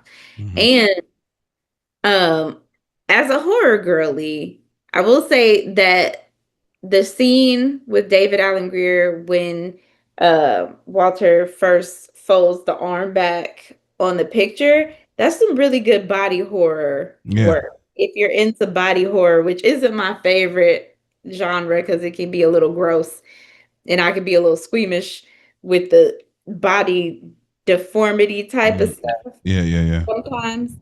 But it was like, it makes me squinch up my face. But that was actually some really good body horror, even though him being all crumpled up on the floor still talking was hilarious. But yeah, Just throwing that out there for the fellow horror folks. Yeah, I do. I didn't like that the teacher was like, "Hey, you can do the honors and burn up this page." Like, nah, bro, ain't no doing the honors. I'm as a teacher, I'm burning this up. He really got busy on you for real. Like he was beating your ass in front of moms and your student. Like, bro, ain't no, you know what I mean, bro, ain't none of that, dog. Like I ain't burning the paper on the stove. I am glad he at least went back in the house. Yeah, that was dope. Like when he heard he seen the shadow, I was like, man, shout out to him. Like I appreciated that so much. He get the points for that. Yeah, is he getting with moms after the fact? Most definitely. She's definitely going upstairs. Yeah. Going upstairs is covered. Going upstairs. Hey, start shutting the lights off. Everybody all right? Everybody all right? All right. Good night, everybody. She gonna wash the blood off and get to it. For real. Holy macaroni. Justice for Jim. All right. Hey. Our third story in the anthology. KKK comeuppance. So we get this politician that moves in this old plantation house, and he has a biracial publicist. Is that a fair term? Yeah. Okay. This biracial publicist that is trying to help rebrand his image, but he definitely doesn't feel differently about racism and how he feels about black folk and people of color in general. And so the whole thing is he's staying in this old slave owner home that has a painting, and there's this reoccurring character that says, hey, they don't want you to live there, the ancestors, none of that. And so that's the battle he has with the ancestors, the dolls that become real life villains or heroes, depending on how you want to paint the picture. And he's dealing with them all together until he meets his demise. React. Come on, Ash, give it to us. Well, I gotta go first because I know you already ain't rocking with it. I want to hear what you got to say. I mean, he got what was coming to him. Everything was warranted. Okay, let's be clear. The guy that was his, what was his position? They're trying to get him in the office. Publicist. Like a publicist, PR. Okay. First of all, him walking backwards towards the stairs was bonkers, right? Okay, yeah, we said the dog tripped you. Okay, but regardless of that, why are you walking backwards to the stairs? That was just stupid. And just the way that he was like, like that was terrible for me. I'm like, bro, stop it. So then the guy is rewatching the footage and digging deep into how many racial slurs did he say in this story? I mean, oh, we gonna get there. I don't even want to repeat them, of course. But I got him. I definitely got him. Yo, he had him, and then I took him off because I was like, I'm not. But he was so racist, bro. I'm sorry. Like, we talked about it on Good Earners, but like, there's just some racism. That's funny. That's just funny because it's the audacity. Like, this is really who you are, and it's just funny. I'm sorry. You're serious about your hatred. Like, and that's what makes it funny. I'm sorry. But I just be like, I was like, it was so many. I'm like, I'm starting to write down too many. I'm like, all right, I got it. This is OD. I have one in my quote section, just one that me and my family say all the time. That's hilarious. But just even some calling him nappy head, like and this was like rolling off the top of the, like he didn't even have to think about this shit. Like, how do you have he method acted? He's a method actor. They was flying comfortably. Dude, I always say, like, when these white people take these racist roles, I'm like, it's the role they've been waiting on all their life. Like y'all really be. But see, I can't say that because Leonardo DiCaprio, I just never felt he felt like Yeah, that. that's true. And not all of them, but I'm saying some of them like it ain't even a big role. And I'm like, you audition for that? Like you really wanted to be that cop or like I don't know. It Yeah, just there that's there are always a definitely thought some in my cops head. in movies that I've seen. I'm like, bro, you a little too. You I know what I can't mean? wait to get the end that letter off of this. Boy, But yeah, It's um, ooh, see that just make me want to go off on a tangent and talk about old boy from the Green Mile who played. He was too Tom good. Hanks. No, the Oh, the one other guy the from little Rush Hour. spoiling asshole Oh, the from short one. yeah. those are just my inner thoughts Anyway. on that. I can't wait till we do Green Mile. I know it's gonna pop up Oh yeah, for sure. because But I haven't heard a Green Mile review nowhere. I've seen reactions, but I've never watched a review. So yeah, but I know it's coming up. Yeah. beautiful movie. Mm-hmm. But back to the KKK comeuppance. Man, listen, this one holds a special place in my heart, just because, um, boy, if I didn't remember any of the stories, like from the time I was a kid until I was an adult and rewatched this movie, this was the story that I always think of first when I think of this movie. This and the ending of the movie. But oh man, again, we may have gone through a period of time where this may not have been as realistic, but looking at politicians today, baby, this man could be a real live politician right now and win Oh, his that's a election. fact. Like Absolutely. ex KKK member living in a plantation house, talking about how much affirmative action is reverse rate. Like this is literally just a page out of Project 2025. Like this is really Facts. That's a like fact. the world that we're living in right now, which Yep. is crazy to me because I hadn't watched this movie in a little bit. And so watching it, I was like, this is crazy how much this rings true to life today. And if only there were a painting with dolls that could take some of these people and Exists in the White House, wipe huh? their noses off, maybe the world would be a better place. But I've always been into like African spirituality and just like connecting with like the way ancestors practice their spirituality and like they like so like hoodoo and voodoo and stuff like movies about it and like documentaries. It's always been fascinating to me.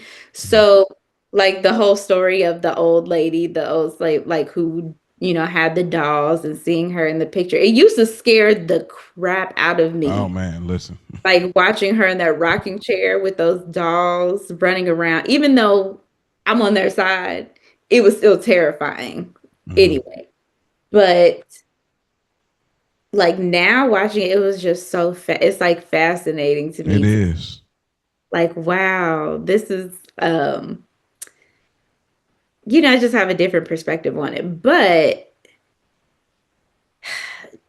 it's so hard to talk about this without saying the the words like I Ash mean, I mean, it's different though. You're quoting. because man, and I have a lot of it in my line. Oh yeah, me too. Me too. So like he He meant it. he he he meant it with a even passion. when the little doll started to come alive and he saw like the terrifying part is seeing, of course, every time he went back to the painting and there was like another blank spot, like you said, and hearing the little pitter patter Mm-hmm. of those doll feet. Like, but he was still standing 10 toes in his racism trying to blow Oh them down. yeah. I'm like, okay, which is why it's so symbolic the end of this story when he's on the ground and he's trying to cover himself up with that American flag and the dolls just attack. The CG is crazy. The CG is hilariously bad while they're tearing this man apart and you see the little They give him, and No. they gave him the PJs projects, living in the PJs. But it was They, good though. nah, it was good in '95 for sure. Like it was It's funny in '95. entertaining. I'll say it's entertaining. It may not be good, but it's entertaining. No, I think it was good in '95. You know what I mean? Like it's legit. It's dumb for even getting on the ground. Like, dumb. Yeah, he got him up out of here. The fact that so a few things that I wanted to acknowledge. So the fact he said in the ad, the original American sounds oddly. He said the original ad. I mean the original American. He said that, and oddly, it sounds similar to a phrase we hear today. The original American. Y'all do the math on what I'm getting at. Then he has our man's Rhodey, which was the biracial guy that was this PR guy, which makes $10,000 a week. What a bag to fix his image, but you can't fix that level of racism. You can't. So, that level, like you really mean it with a passion, which is surprising that you have a biracial person. Rhodey dies and falls down the stairs. We'll get to that later. For me, again, horror style, when the painting starts bleeding, that was a really good effect, bro. Like I didn't remember this back in the day when I said the painting start bleeding. That was an excellent effect. Like I can't say it enough. It's like, oh, this is a real person. This is a real thing. Yeah, that was fire, bro. And then lastly, it ain't in my quotes, but I put it here. So Mia, whatever I miss by any means, but I gotta say it here because this is what I had listed in my notes. So this man is so racist. He beat up black dolls and calling them niggers too, and he shot off your little nigger dick, you little nigglets, you little nappy head, summer bitches. Say goodnight, you little black pieces of shit. Wow. I'm sorry, bro. This like you're so racist. You got to kill a black doll, bro. Like it. That's what like us at Good Earners we laugh about, like because it's the audacity. Like you really mean this shit, and so those are the things that I had. I was like I was laughing because I'm like, bro, this man put the doll up on a he was gonna throw the little darts at him. I'm like, bro, you are wilding right now, bro. So yeah, and that's pretty much all I got for KKK comeuppance. Anything else y'all got before we move to our last anthology story of this movie? Mm-mm. All right, let's get into the last one. Hardcore convert. So basically, we see a street thug that is a revengeful thug, and he has to get it off at all costs. Whoever shot at him, whoever came at his peoples, no matter what, he getting them out of here. He whacking them. He eventually gets arrested, at least at that point. And they take him through this rehabilitation process to give him a chance to change his ways. And they present a lot of information to him to get him to see things differently. But he chooses not to take that approach. And then we get the reality that he gets whacked. Ash. Nah, it's on Mia Okay. this time. You right. Mia, where you want to go? Okay. So this one again to me is the best as far as like the horror element is concerned, because first things first, you see almost instantly, like once he's shot, you can see who did it. And so you're like, oh, okay. It's the guys who are in the funeral home. Like, because it's just like they're blocking their faces out as a way to say that maybe the funeral director didn't tell them that he knew it was them, but we know it's them. And he knows it's them. And then we get to see him in prison and get this offer to go to this personality rehabilitation, or what did they call it? I have it in my notes. This I didn't put it in my notes. Basically, they give him an offer like if we can, change your personality, you can get out of prison. So he goes, and instantly you see like something about it is off, right? And they put him next to the KKK guy in the prison cell. And even as a youngster, maybe not when I first saw it because I was like a kid and I didn't necessarily get it, but even as like a younger, like middle school, I instantly got the irony, right, of him talking to this guy who's basically telling him like, I like you because you kill black people just like I do. And so it makes you think like, oh, wow, okay. So that was like the first piece of his supposed rehabilitation. Then you see him go to the so the montage that they did of the racial violence versus the gang violence was really poignant. It was definitely effective for the time.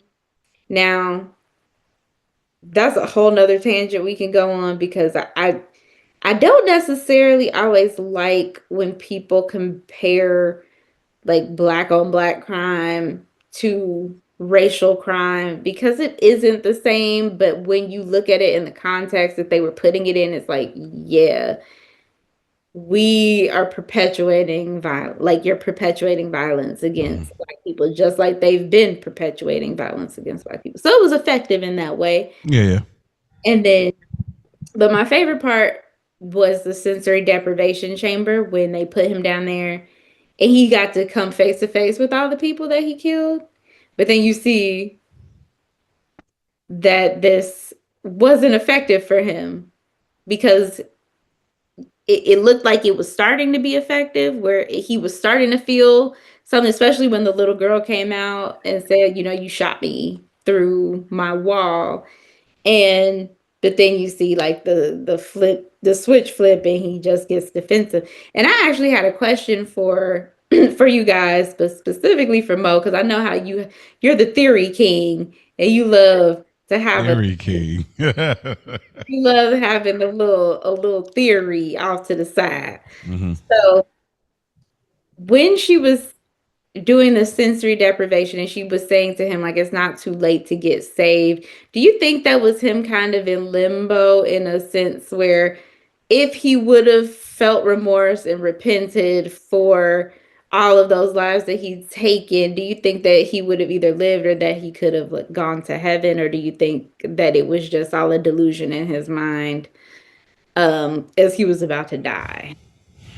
That's a great question, and that was the tricky part of it all. It's like the dudes that was over top of him, which obviously we find out are the leads of the film.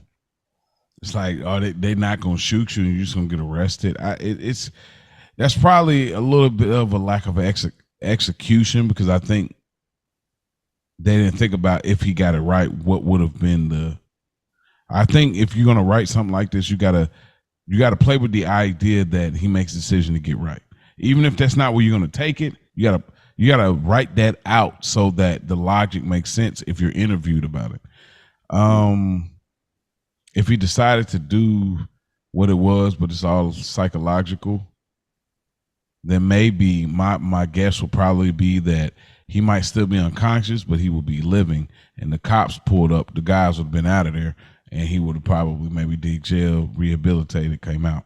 So he might have not like woke up and be like, F y'all, and they shoot him up. They might have thought they already killed him, but he's still in, this metamorphosis stage of what he feels is happening in his memory. So I think that what would happen is the cops would have pulled up, like the guys would have ran out. They thought they killed him, they didn't, and then the cops would arrest him and he would have been rehabilitated. So that's probably where I think it would have went, they didn't really give us that. But yeah.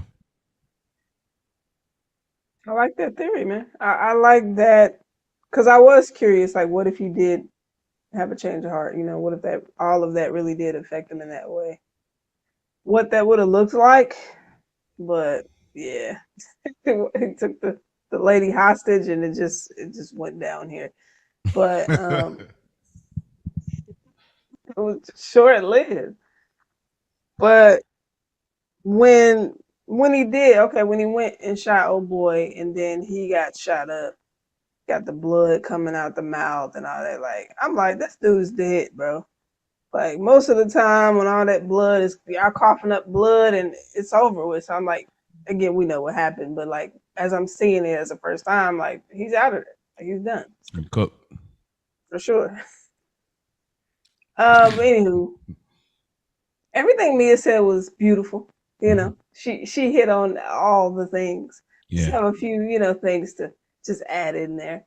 Of course, in my own way. Let's say, where do we start? Now, that was a good eye opener when he was sitting next to the racist white dude. He's like, those guys you killed, what color were they? So I was like, dang, he got the tattoos, the nigger killer, and like, so I'm glad he did punch him in the face. That was a cool little moment there. But again, you out here doing wrong as well. Then I get my boy down to his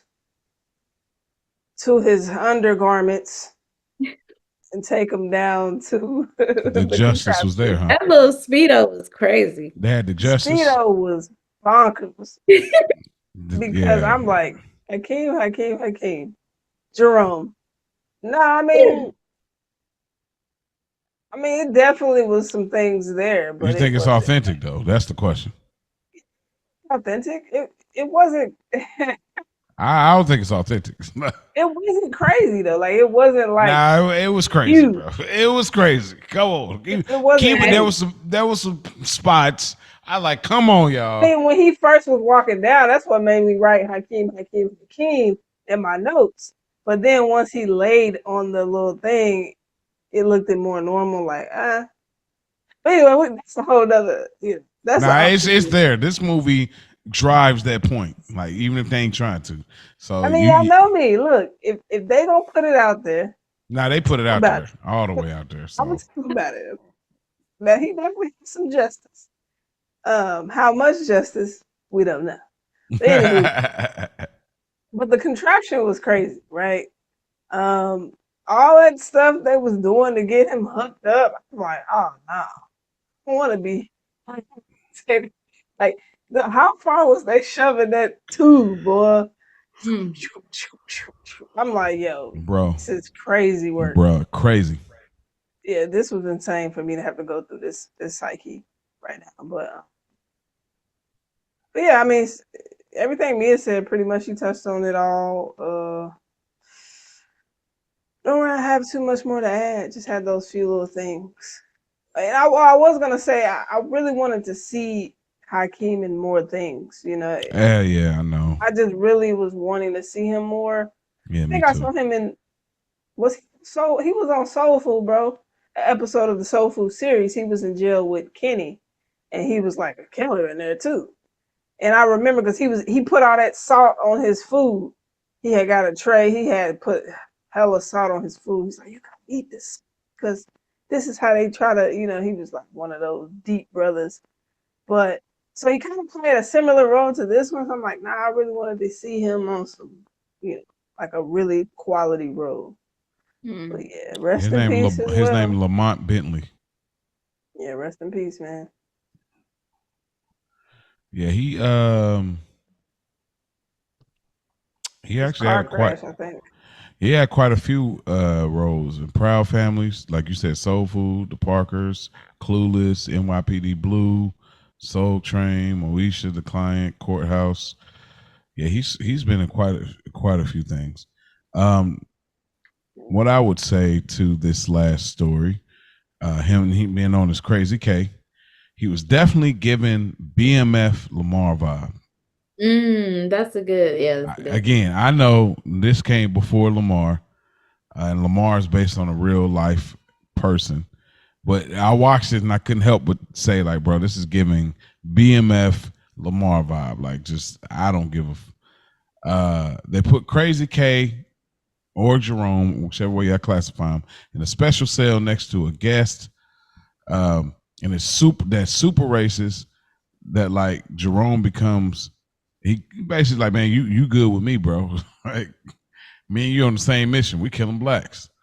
And of course, we talked about them doing an experiment, and they used this as the PSA moment of the movie. I feel like this is like, hey guys, focus in. This is the point of the movie, to show how gang violence and again, it's 95, so it all tracks. You know, and racist and lynching and torture of blacks were different, but you know, everything lines up similarly. I'm with me as far as like it's a little more context that needs to play a part in black on black violence versus racism violence. You know, so I'm with her on that. And the interesting part of it is he really didn't care. Like that last scene, he's like, man, let me up out of here. I'm pretty much gonna kill her up out of here. And then he was like, I don't give a like. It's just an ignorant, you know, just an ignorant nigga. Like that's just the only way I can put it. Just a soulless nigga. Like I feel like that's why it needed more context, because he did start to say something about like, what about my nightmare? What about the nightmare that I've lived that's since true. I That's true. was basically since I was born? And I feel like that is something that was like left on the table. It And was. like, we could get into, what causes black on black crime, quote unquote, because I don't even necessarily like that term. But we could get into the, All right. That's true. why does systemic racism cause violence amongst the community instead of just condemning it all on the same level? But it's a movie, it's a short horror film anthology, so I know we're not like, they're not going to take it there. But that's just one gripe that I had. Yeah, no, you own it. Context is king, and it would have been nice to get a little more of that. Lastly, the Sims funeral home segment. We see that he takes them and they're trying to get to the shit, as they've been saying the whole movie. And he takes them all the way down to the basement, which is obviously symbolic. And they look in the caskets and they see themselves and they all thrown off. And pretty much he reveals who he is, and he's the devil, or at least a devil-like figure. And this whole time, like, these guys have already been dead. They already got whacked. Anything I want to add to that last scene? I think just like you, as a kid, this was probably one of the scariest parts for me.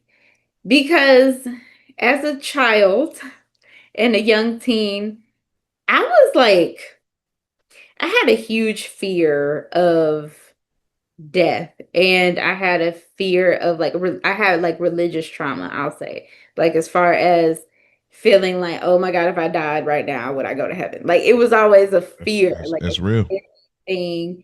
And so, like, the idea that they were dead that whole time and they were already in hell was so terrifying to me. Mm-hmm. That may have been one of the things that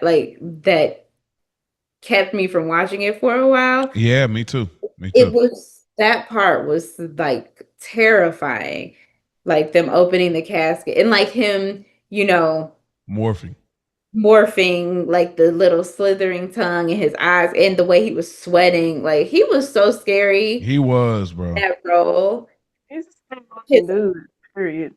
his eyes and his teeth with the gap, it was so scary. Yeah.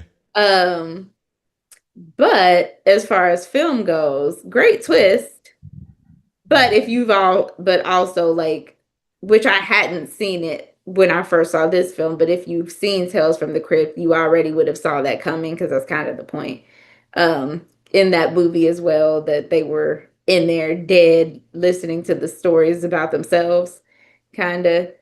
Have you guys seen Tales from the Crypt, the original? Not the movie. Oh, I've seen the episodes, No, not the like the movie. movie. No, I've I never think seen the you movie. guys, if you like anthology, I don't know how you feel about it, Ash, but Mo, I would think you should watch Tales from the Crypt, the Tales original from the Crypt movie.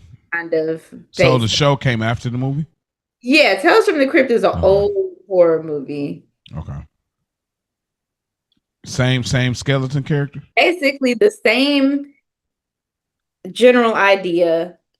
People not looking for drugs, obviously, but they are going like there's a group of people who, and I don't think they come.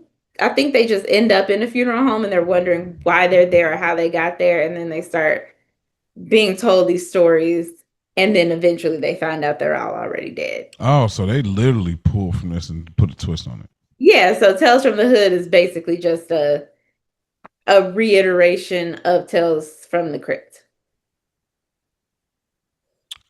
Also with the Hakeem character that we call him, this is actually his first role. Really? Yep, 95. Wow. This is his first role. Mm. Amazing. Wow. Mm-hmm. And dude who played Stacy in The Wood, I'm pretty sure this was his first role. Bonds, what's his name? Derek Bonds or Is it DeAndre? DeAndre Bonds? Yeah. Yeah. Might Yeah. have went further too, but Mm-hmm. Well, just everything Mia said, like this is the most haunting part of it all. This time, obviously, it didn't resonate the same, but like back then, it hit different. That being said, Ash, character you relate to or identify with the most? nobody. Mia. I didn't have anybody either. I think it's safe to say nobody in this film. Like, I think it's a very safe bet in an anthology series. Get to stepping. Character you could do without. Ash.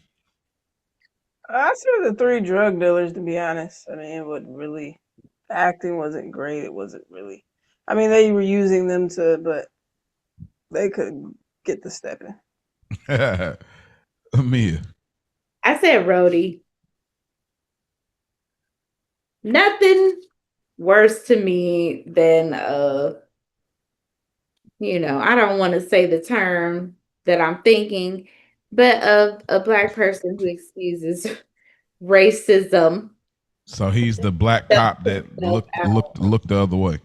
No, the PR guy for the KKK. Oh, the second. Oh yeah. And but that's a good one. That's a really good one. I that grinds my gears. So I could have done without that. If he would have had a white PR person, Mm-hmm. No doubt. But hate it. Yeah, I'm with you. I'd say the black police officer from the first story. He was a drunk. We didn't need him at all, and he was still weak. So and again, this is if my theory is not true, as far as like, oh, he mentally broke down and his mindset went to the place of the politician to get revenge.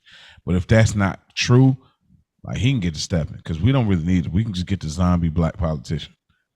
That's it. He's like, oh, bring them to me. Like, bro, get out of here. You still was weak. They still push you to the side. Like, get out of here, bro. Lines that deserve to be slimed. Ash. I didn't have any in this one. Mia B. I got a few. I said, well, if a dead motherfucker come fucking with you, you kill his ass. Why the fuck you gonna refry some beans? Why not just fry that shit right the first time? I got that one. Don't worry, you'll get the shit. You'll be knee deep in the shit. I got that one. I killed one of you. I'll kill all of you, you little nigglets. Those guys you killed, what color were they?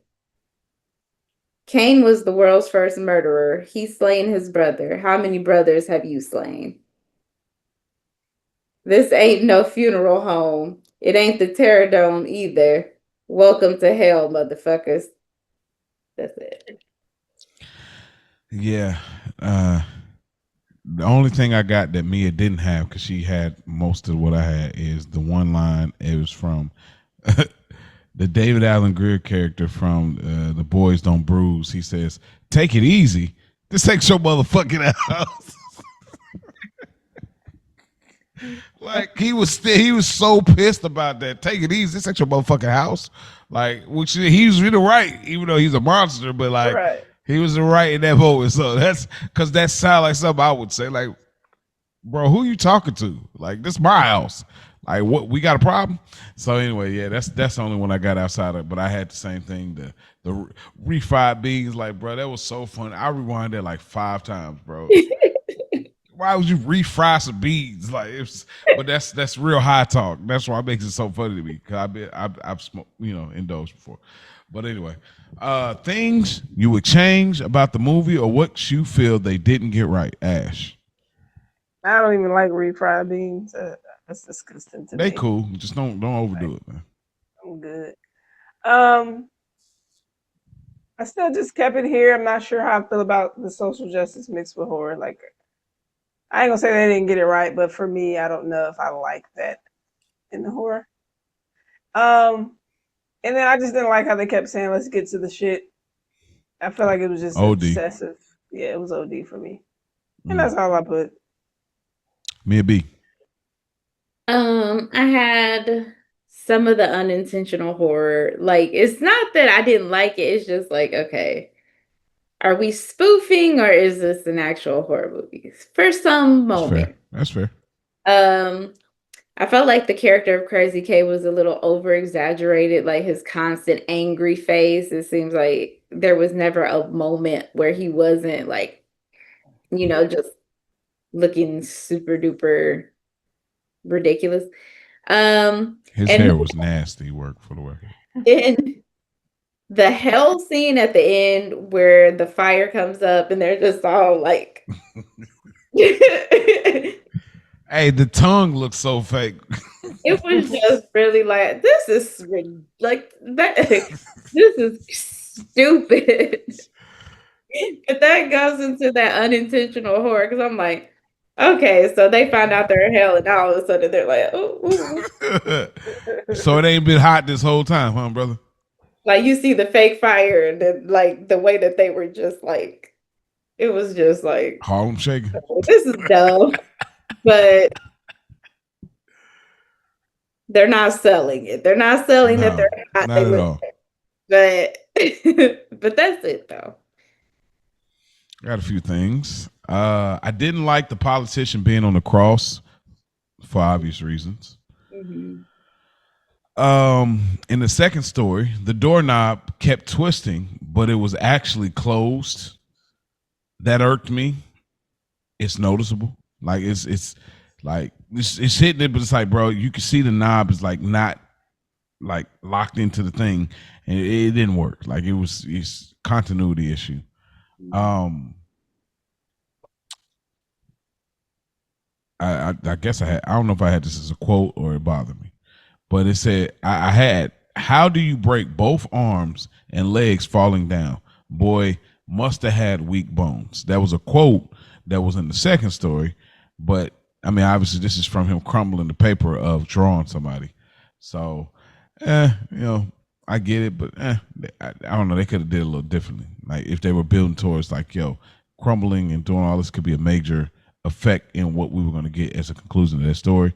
Rhodey dying, falling down the stairs. It was just too early in the story for me. I just didn't like it. It's like either we don't have them or we have them and ride out and then let them die later. But it's so early in the story, he falls down and dies. And then even the execution of the death wasn't even, it looked so fake. It's like, bro, this man definitely could live. Like, let this man, take him to the hospital. And lastly, my man's Hakeem with the black hacky slackies. Come on, y'all. Like having them exposed like this is crazy work. Like, what are we doing? Like it's just crazy work. It is. Yeah. It just is. It's like strapping a woman to this and giving camel toe action. It's like, bro, all right, y'all. Like what are we doing? Is this a horror film or are we building towards a porn scene? I'm just saying. Oh, I mean, but but niggas ain't have nothing to say. Bianca Lawson and her draws. Hey, y'all can't even talk how much I was giving up to what's his name? Kane. What's his name? Still Kane. Yeah, but he wasn't in his draws though. It ain't nobody got nothing to say. And the faculty Mary Beth was butt naked. I kept it PG, didn't I? I let it marinate. But the faculty, it was unnecessary though. I agree. It was unnecessary. I didn't have to have her walking around butt ass. Have it in what they didn't like. I mean, come on, like this. There was no like. All right, yeah, fair enough. More of the story. More of the story. Your opinion, Ash. That was crazy. Like you could have put anything, but the Speedos. God, that's what I'm saying. Like y'all could have gave him boxers. It still could have been there, but like I gave him like the direct. Like, oh, this is his debut, y'all. I know. This is his welcome to Hollywood. Y'all got this man with the cucumber, like. First of all, don't do that. Don't say. Yeah, man, y'all had this man stuff it with socks. It was not stuffed. He probably just blessed. Can you confirm? Can you confirm this? Nobody can confirm this. Rest in peace. We can't confirm. Well, yeah, we can't. I mean, I'm sure somebody can confirm. We can't. But nah, I'm good. Pete Davidson. Nah, but moral of the story. There are consequences for our actions. And that's dang, I got something similar to that. Me and B. I said the more things change, the more they stay the same. That's perfect. Similar to that, every choice comes with consequences. Set yourself up for success and not a funeral home basement with your face in the casket. With that being said, that is the end of our episode, and that is kind of the end of our spooky season, Scary Hours. We have reviewed 3 excellent movies, and we'll be definitely talking about that in our next episode. So the goal is, y'all, so to be transparent with y'all, I'm in a transitional season similar to our co-host Mia B. So hopefully, if things work out, we'll be able to drop this next TGIF next Friday. Now, I don't know if y'all know that have been following us, but we are now coming up on our 1-year anniversary. It's crazy to say 1 year. We're almost at 50 films. So it's crazy to say that we are at our 1-year anniversary. It feels like 6 months ago. 6 months. It feels like 6 months ago, but like we're talking 12 months of doing this. It's crazy, consistently. No real breaks, no real times off. Like we've been doing this consistently for 12 months coming up. So what to look for on our next episode? It won't be our typical TGIF. We will cover a little bit of Halloween memories and some nostalgia and all that, but the main focus will be our recap, our favorite films, our least favorite films, that we've done, our favorite reviews, least favorite reviews, surprising reviews, fun episodes, funny moments, interesting moments, deep moments. We'll talk about all of the things that we have done in a year's notice. So that's the goal of the episode. And y'all, if you haven't wrote in, if you haven't said anything, this is your opportunity to write in what y'all have appreciated about our show in 1 year. A lot of podcasts don't make it to 12 months, 1 year, 365 days. A lot of podcasts don't make it that long. They start, they get 15 episodes and they're done. So the fact that we are coming up on a year, close to 50 episodes, y'all write in childishgrownups3@gmail.com. Leave a comment on YouTube. DM us on the Childish Grown Up Show, no spaces, on Instagram. Y'all reach out. Let us know what y'all really have appreciated in this year's time. And season 2, we'll talk a little bit more about our season 2 preview when we get to that. But Ash Bash, Mia B, anything y'all want to leave the listeners before we get out of here? That wraps up the Scary Hours segment. Hope y'all enjoyed it, and I'm looking forward to the recap of our 1 year anniversary. And maybe we can say what we like about each other's like review style or something. Oh, okay. See, that's what I said. Throw that in your notes. Throw that in your notes. 'Cause I don't have all that. I don't have all the answers in it. That's definitely you, though. That is consistent with what I've seen. Oh, she's so special. That's really her too. I be looking at her weird like, are you serious? Like, that's really who she is. I'm like, oh, okay. Can't help it. I know. Well, I just want to say thanks to all the listeners who've been rocking with us this whole year. Anyone new, the people who've been here since the beginning, you guys are awesome. Share our Instagram reels. Mo works really hard on those as well. And now I'm looking forward to get back because we had so much fun last year doing the holidays. So I'm excited. Yeah. Perfect time to start for us too. Like, so heartwarming. I'm excited. I think as we get out of here, I think it's amazing that, we're finishing up our Halloween season because we're working into, like, we're getting into this wholesome space of Thanksgiving. And I remember talking about Mrs. Doubtfire, and that kind of warmed us up into our Christmas films. And so it's like this perfect way to conclude our season 1. So I'm excited about it. I can't wait to talk about it on our next episode. So hopefully it'll be out next Friday, but if it won't, y'all follow our Instagram. I will notify y'all, or I will put a video out on this YouTube in the podcast. Y'all just stay tuned, stay subscribed. But we got to get in. You know what I'm saying? We're getting ready. We're getting past our fall break. Shortly, we'll be getting ready for Christmas break, and y'all know how it go down in Christmas break. So shout out to Mia B. Shout out to Ash Bash. Shout out to our big cousins, Culture Garden. Shout out to all. Catch me in the Culture Garden for their Halloween episode as well.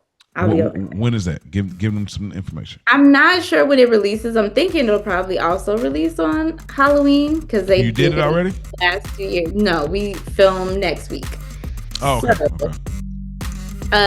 Yeah, movie to be announced, but it'll be over there as well. Sure, I don't know. We might put that episode over here. I like it. We'll let y'all know. Y'all stay in the loop, nonetheless. But thank y'all ladies. Wonderful job as always. Listeners, thank y'all for tuning in. Appreciate y'all. We're gonna get up out of here. Y'all get a good night's rest. Finish Friday strong.